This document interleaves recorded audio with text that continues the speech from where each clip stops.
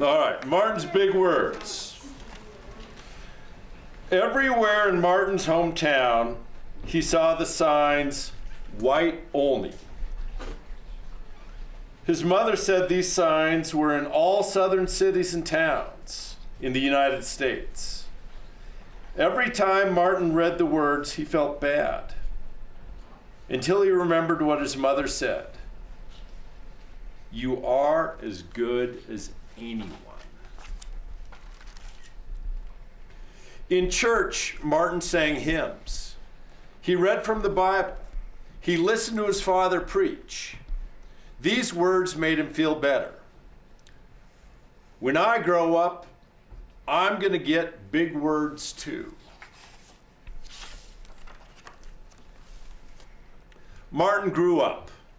He became a minister like his father, and he used the big words he had heard as a child from his parents and from the Bible. Everyone can be great. He studied the teachings of Mahatma Gandhi. He learned how the Indian nation won freedom without ever firing a gun. Martin said love when others said hate. Hate cannot drive out hate. Only love can do that. He said together when others said separate. He said peace when others said war. Sooner or later, all the people of the world will have to discover a way to live together.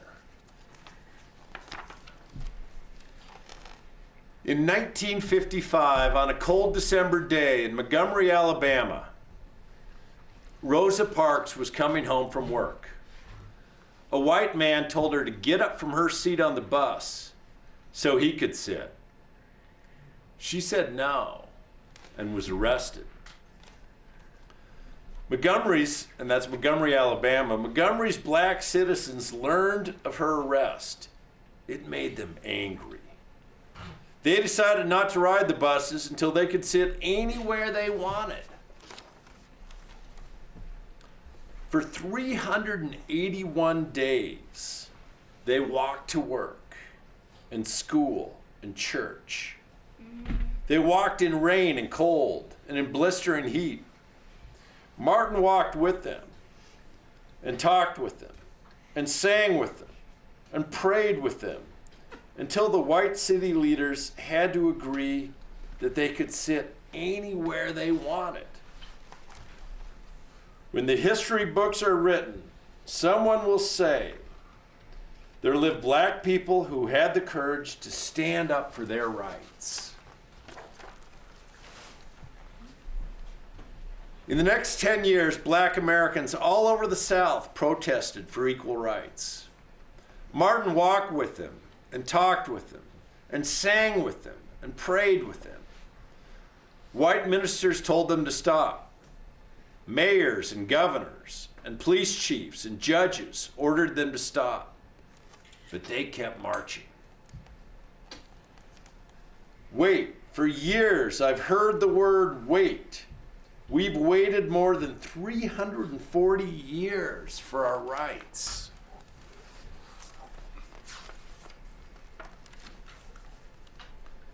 They were jailed and beaten and murdered, but they kept on marching. Some black Americans wanted to fight back with their fists. Martin convinced them not to by reminding them of the power of love. Love is the key to the problems of the world. Many white Southerners hated and feared Martin's words. A few threatened to kill him and his family. His house was bombed. His brother's house was bombed, but he refused to stop. Remember, if I am stopped, this movement will not be stopped because God is with this movement. The marches continued. More and more Americans listened to Martin's words. He shared his dreams and filled them with hope. He said, I have a dream that one day in Alabama, little black boys and black girls will join hands with little white boys and white girls as sisters and brothers. After 10 years of protests, the lawmakers in Washington voted to end segregation. The white-only signs in the South came down.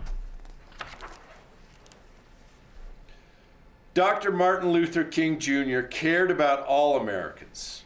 He cared about people all over the world, and people all over the world admired him.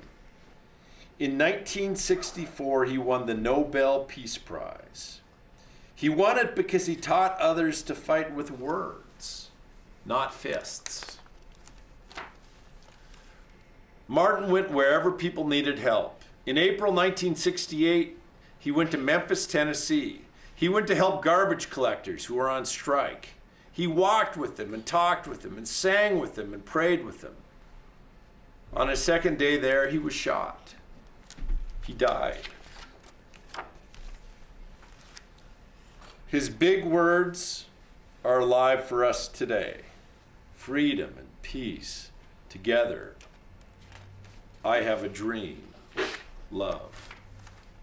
So one of the reasons why, like, I come to your classroom and then there are people come to other classrooms is because, as you said at the start, Martin Luther King Day, it's a birthday, right? It's on Monday.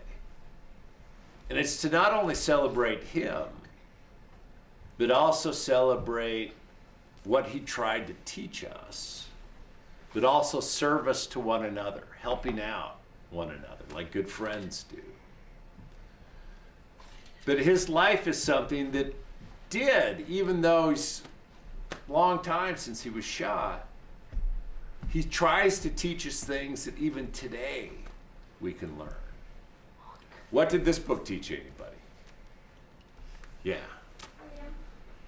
It's about freedom, right? No matter who your parents are, or where you're from, or what you might look like. What else? Love. Yeah. One of his big messages, and he always did it throughout his life, is right that there's different ways to make change and approach people. Sometimes people think, okay, the way I can change people is with my fists or with hate. But his was always nonviolence and with love. So he went to help garbage people, which is kind of weird. Yeah, although, you know, the garbage people weren't treated like other people. So that's why he came to help them out, right? They were being mean to each other.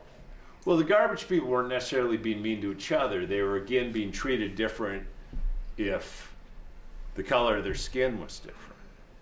So, and one of the cool things about him going and helping garbage people is that it sort of underscored, too, that the people that pick up the garbage are as important as the principals and the governors and everybody else, too, right? Everybody should feel some equality. Like, imagine as second graders if everybody treated you poorly because you went to Hawthorne and not Smith. Or something like that, that at some point, yeah. Wow. Never believed in the word white only. Yeah, because imagine living in a place where everywhere it went, it would say, like, only white people could come in here. And if your skin was different. Like that. That's right. Yeah. Like that store said white only, that sign. Yeah, and it was stores, it was drinking fountains, it was schools, it was everywhere out in public that it was segregated from where you could go if you were black versus where you were white. And that's actually, part of that story was about this woman named Rosa Parks. And she was an older one, older than even me, and I'm pretty old. How old But I'm 53. But she, it used to be that blacks would have to sit at the back of buses. And that's where one day she walked in and said, I'm going to just sit right in front of this bus.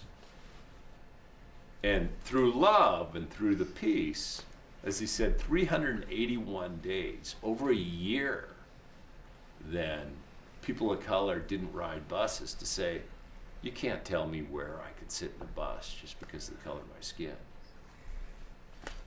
Wasn't it if like you see if there's a white only sign, whoever put up the white only sign would be arrested?